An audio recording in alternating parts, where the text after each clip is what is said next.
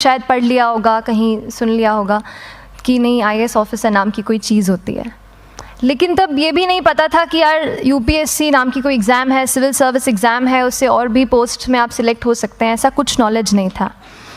जब मैं अपने कॉलेज लेवल में आई, जब कॉलेज में एडमिशन लिया, मैंने भोपाल से ही एक प्राइवेट इंजीनियरिंग कॉलेज से केमिकल इंजीनियरिंग किया है, और उस दौरान मुझे जब मैंने सोचना शुरुआत की कि क्या बनना है, कंटेम्पलेट किया कि एग्जैक्टली क्या करियर चाहती हूँ, तो लगा कि यार कहीं जो पुरानी ड्रीम थी, एक जो सपना था, वो अभी उसको सामने लाना चाहिए।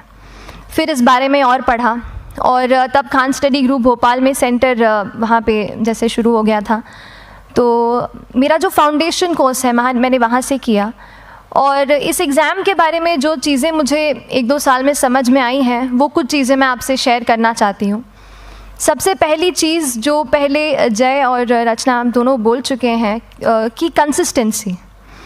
आप अगर दिन में, कई बार हमसे सवाल पूछते हैं कि आप कितने घंटे पढ़ाई करते हैं, तो देखिए घंटे मैटर नहीं करते। कोई 17-18 घंटे हमें नहीं पढ़ना है, उतना हम पढ़ भी नहीं सकते। एक दिन पढ़ सकते हैं, दूसरे दिन नहीं पढ़ पाएंगे।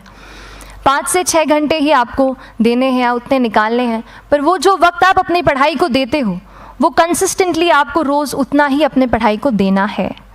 Consistency is the key, that is the first and the most important thing जो आपको ध्यान में रखनी है।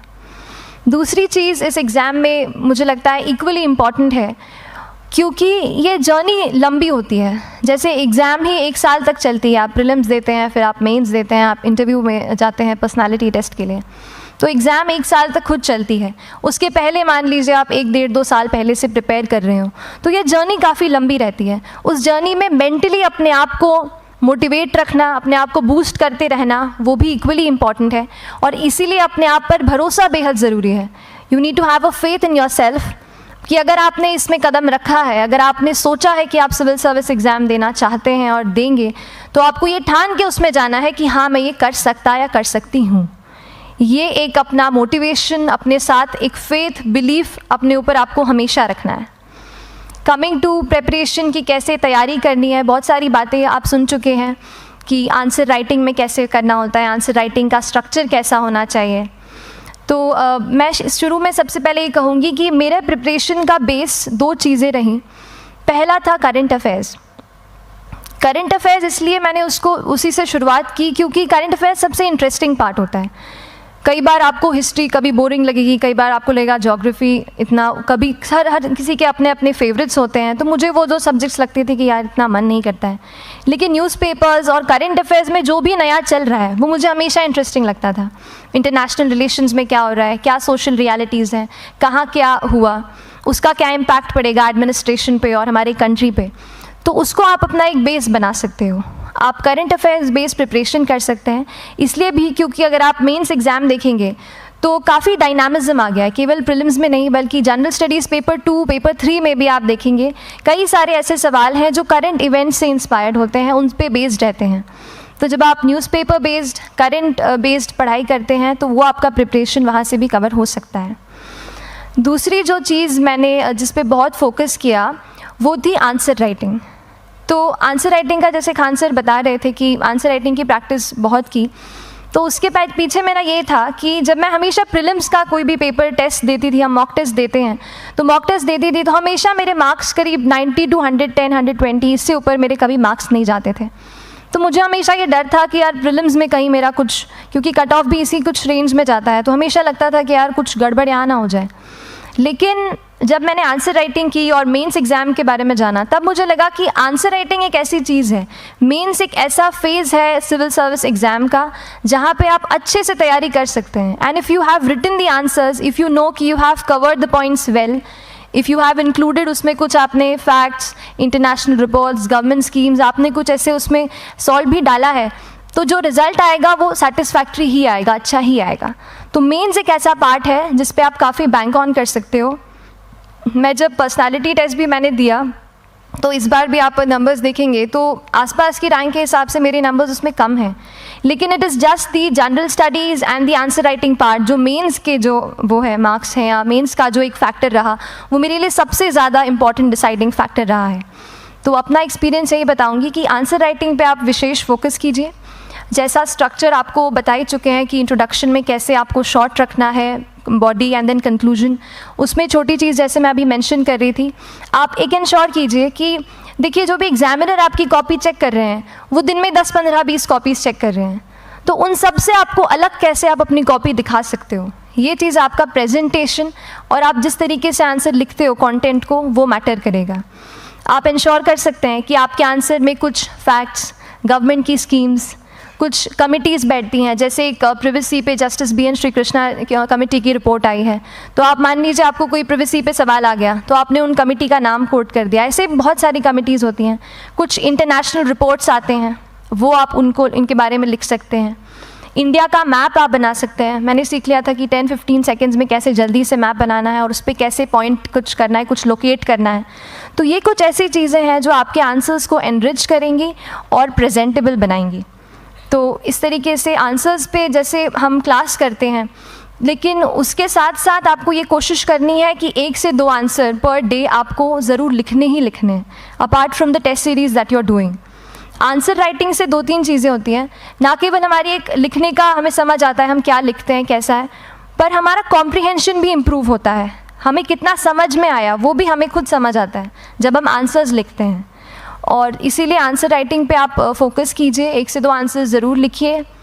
और आंसर राइटिंग के बाद the third pillar of my preparation जो काफ़ी इंपॉर्टेंट जिसने रोल प्ले किया, that was tests and test series and mocks. देखिए हम पढ़ रहे हैं यहाँ पर, I will also come to the point कि हम कैसे दिल्ली, भोपाल और इंदौर में प्रिपेयर करके बिना दिल्ली जाए हम कैसे कर सकते हैं, I will come to that point. पर उसके पहले टेस्ट की थोड़ी बात कर लेती हूँ कि टेस्ट देना क्यों ज़रूरी है। हम ये जो एग्ज़ाम दे रहे हैं सिविल सर्विस की, ये एक ऑल इंडिया लेवल एग्ज़ाम है and this cut throat competition. तो उसके लिए आप केवल पढ़ते रहे, सारी बुक्स, मटेरियल्स, स्टैंडर्ड ये करंट का सब पढ़ लें, लेकिन अगर आप ये नहीं जज कर पाए कि आपका क्या लेवल है at an all India level, तो चीज़ें समझ में आप नहीं, मतलब आप आगे नहीं बढ़ पाएंगे या सही डायरेक्शन नहीं पकड़ पाएंगे। तो इसलिए आप टेस्ट से घबराइए मत। कई बार टेस्ट का इनर्शिया होता है, ऐसे लगता है कि जब तक पूरा सिलेबस कंप्लीट नहीं कर लूँ तब तक टेस्ट नहीं दूंगा, लेकिन सच में बात ये होती है कि जब तक हम GS के मतलब पेपर देने अंदर भी घुसते हैं ना, तब भी उस सेकंड पे लग रहा होता है कि कुछ छूट गया है हमारा। तो ये चीज़ होगी ही, इसीलिए ये मैं कभी मत सोचिए कि जब तक पूरा सिलेबस नहीं कर लूँ टेस्ट नहीं दूंगा। जैसे आपका एक थोड़ा बेस बन जाता है प्रिपरेशन का, आप टेस्ट दीजिए, चाहे वो प्रीलिम्स का MCQ का टेस्ट हो या मेंस का राइटिंग स्किल की प्रैक्टिस हो, टेस्ट पे आप फोकस कीजिए। उसके बाद टेस्ट केवल देने के लिए नहीं देना है, उसको एनालाइज भी अच्छे से करना है। When you get the answer hints, when you get the answer keys, analyse properly कि आपकी क्या गलती हुई है और उससे भी सीखने की कोशिश कीजिए कि क्या कुछ नया मुझे इस टेस्ट पेपर से या इस आंसर कॉपी से मिल सकता है।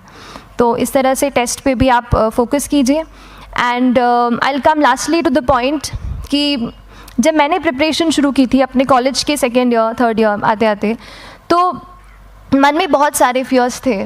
मैं भी एक नॉर्मल फैमिली से हूँ, मेरे फैमिली में किसी ने आज तक सिविल सर्विस का पेपर भी नहीं लिखा था, तो मन में बहुत सारे फियर्स थे, डाउट्स थे, क्या होगा, कैसे होगा। तो हो सकता है आपके मन में भी ऐसा हो। और हम जैसे यहाँ रहते हैं, हम सोचते हैं कि दिल्ली जाना तो सबसे ज़रूरी है, उसके बिना तो ये एग्ज़ाम हो ही नहीं सकती। तो उस पर मैं एक चीज़ बताना चाहूँगी कि जैसे KSG जैसे इंस्टीट्यूट हैं, जो फैकल्टी भी हमें वही मिलती है जो दिल्ली में पढ़ा रहे हैं, तो ये एक बहुत पॉजिटिव पॉइंट है कि क्वालिटी का कोई दिक्कत नहीं आएगी। बस एक चीज़ है, आप ज्वाइन करते हैं class, that will only provide you a direction. वो आपका रास्ता दिखा सकते हैं आपको कि इस रास्ते पर आपको चलना है, लेकिन चलना उस रास्ते पे आपको खुद है। You have to work on your own. कभी ये मत सोचिए कि मैं वहाँ नहीं जा पा रहा हूँ तो नहीं हो सकता, यहाँ है, तो हम एक्सक्यूज़ेस बनाते हैं। कई बार चैलेंजेस आते हैं। तो मैंने कॉलेज के साथ प्रिपरेशन की, तो उसमें भी काफ़ी दिक्कत आती थी। कभी कभार कॉलेज की एग्ज़ाम होती थी तो इसमें मैं अपना उतना वक्त नहीं दे पाती थी। तो उस मोमेंट पे फिर प्लानिंग ने मुझे बहुत हेल्प किया कि हम किस तरीके से अपने कॉलेज के एग्ज़ाम के लिए प्लान कर लें। जैसे मैंने इंजीनियरिंग की है और मुझे पता है कि हम इंजीनियर्स 1 महीने से ज़्यादा पहले से पढ़ते नहीं हैं। पढ़ते हैं क्या?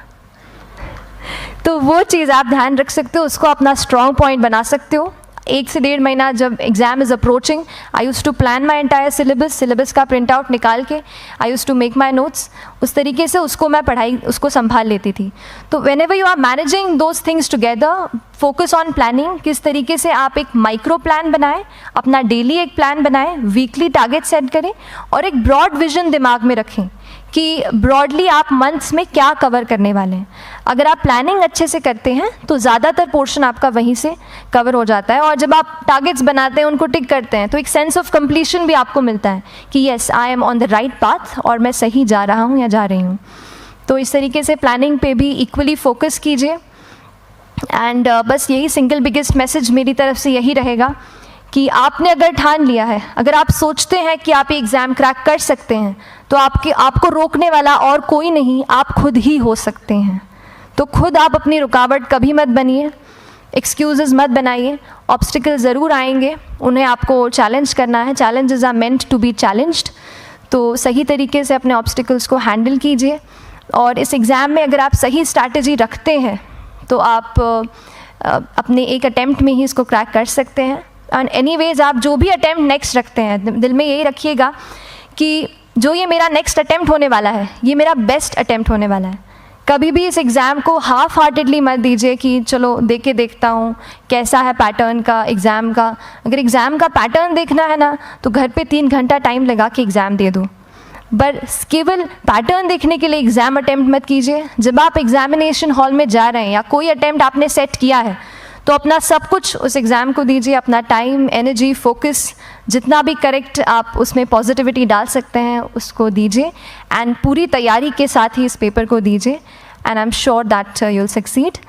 सो till then, all the very best to you and good luck. Thank you so much.